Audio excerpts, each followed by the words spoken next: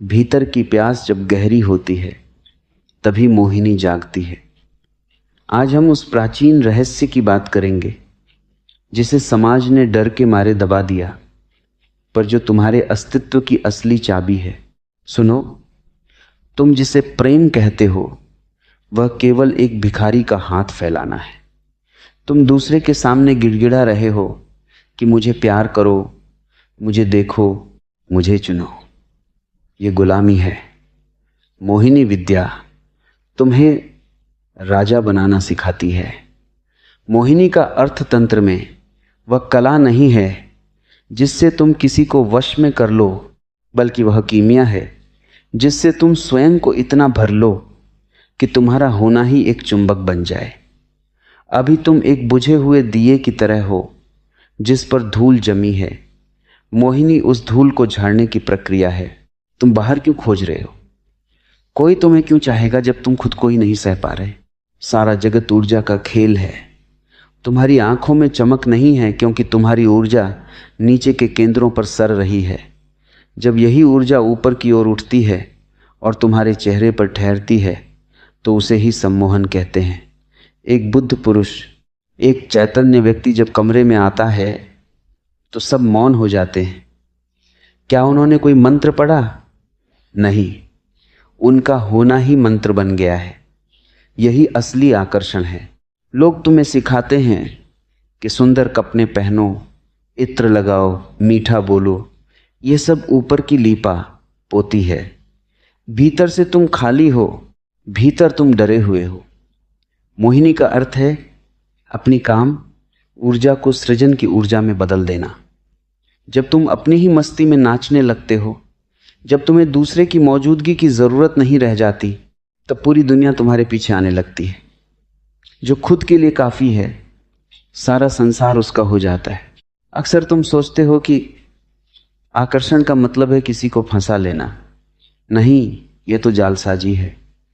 असली मोहिनी तो वह है जहां तुम इतने पारदर्शी हो जाओ कि जो भी तुम्हें देखे उसे अपना ही प्रतिबिंब दिखाई देने लगे।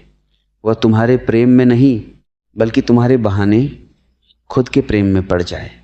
तुम एक दर्पण बन जाओ, और दर्पण बनने के लिए तुम्हें अपने अहंकार को विसर्जित करना होगा। जब तक तुम मैं बनकर खड़े हो तुम पत्थर हो। जैसे ही तुम शून्य हुए तुम संगीत बन गए। इस विद्या का पहला सूत्र है अपनी आंखों में झांकना शुरू करो। क्या तुम खुद की आंखों में 2 मिनट भी देख सकते हो? नहीं, क्योंकि तुम्हें वहां अपना खालीपन और अपनी बेचैनी दिखाई देती है। मोहिनी की शुरुआत आत्म स्वीकृति से होती है। जिस पल तुम जैसे हो वैसे ही खुद को स्वीकार कर लेते हो, तुम्हारी ऊर्जा बिखरना बंद हो जाती है।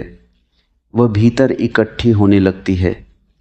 एक संवेग पैदा होता है, एक चुंबकीय क्षेत्र निर्मित होता है। तुमने देखा है कभी फूलों को? वे किसी को बुलाने नहीं जाते, वे बस खिलते हैं और अपनी सुगंध हवाओं में छोड़ देते हैं। भंवरे खुद चले आते हैं। तुम्हें भी बस खिलना है। तुम्हारी समस्या यह है कि तुम कली बनकर ही बंद रहना चाहते हो और चाहते हो कि भंवरे गीत गाएं। यह असंभव है। अपनी जड़ों पर काम करो, अपनी सांसों को गहरा करो, अपनी रीस को सीधा रखो और चैतन्य को जागृत करो। असली मोहिनी विद्या वह है जो तुम्हें खुद का मालिक बना दे। जब तुम खुद को पा लेते हो तो तुम्हें खोने का डर मिट जाता है, और जिसके भीतर डर नहीं है उसके चेहरे पर एक अपूर्व शांति और तेज होता है। वही तेज दूसरों को खींचता है। लोग तुम्हारे पास शांति की तलाश में आएंगे, प्रेम की तलाश में आएंगे, और तुम उन्हें वह दे सकोगे क्योंकि तुम अब खुद एक सागर हो।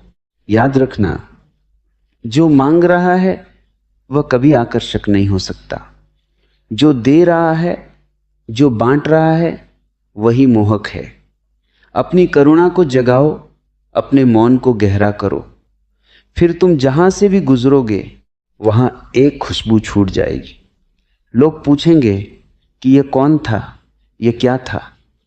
उन्हें पता भी नहीं चलेगा और वे तुम्हारे प्रभाव में होंगे। यह प्रभाव किसी तंत्र मंत्र का नहीं बल्कि तुम्हारे जागे हुए व्यक्तित्व का है। जागो, अपने भीतर के उस सोए हुए जादूगर को पहचानो। तुम मिट्टी नहीं हो, तुम दिव्य प्रकाश का एक हिस्सा हो। बस उसे पहचान लेने भर की देर है। जिस दिन तुम अपनी भव्यता को पहचान लोगे, उस दिन मोहिनी विद्या तुम्हारे चरणों की दासी होगी। तुम ही वह केंद्र हो जिसके चारों ओर यह सारा अस्तित्व नृत्य कर रहा है। क्या आप इस ऊर्जा को जागृत करने की पहली क्रिया या ध्यान के बारे में विस्तार से जानना चाहेंगे? स्वयं को पाने की यात्रा में जो दूसरा कदम है वह और भी गहरा है। पहली बात समझ ली कि आकर्षण बाहर नहीं, भीतर है। अब समझो कि उस आकर्षण को थामना कैसे है। तुम्हारी ऊर्जा एक बहते हुए घड़े की तरह है जिसमें 1000 छेद हैं।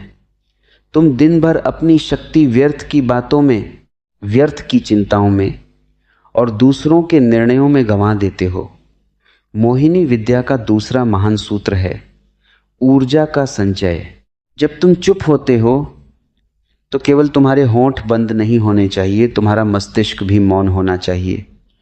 तुम जिसे सोचना कहते हो वह वास्तव में एक आंतरिक शोर है जो तुम्हारी मोहिनी शक्ति को सोख लेता है। एक व्यक्ति जो भीतर से शांत है, उसकी आंखों में एक ऐसी गहराई आ जाती है जैसे कोई गहरा कुआं हो। जो भी उस कुएं में झांकता है वह डूबने लगता है।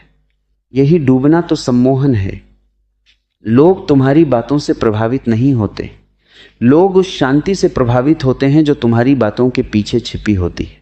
अब इस ऊर्जा को रूपांतरित करने की कला को समझो। तुम्हारे भीतर जो काम वासना है वह केवल एक बीज है। उस बीज को वासना में जला दोगे तो राख हाथ लगेगी, लेकिन अगर उस बीज को ध्यान की मिट्टी में दबा दोगे तो वो ओजस बन जाएगा। ओजस वह आभा है जो तुम्हारे शरीर के चारों ओर एक घेरा बना लेती है। तुमने कभी देखा है कि कुछ लोगों के पास खड़े होते ही तुम्हें सुख मिलता है? तुम्हें लगता है कि बस यहीं रुके रहें,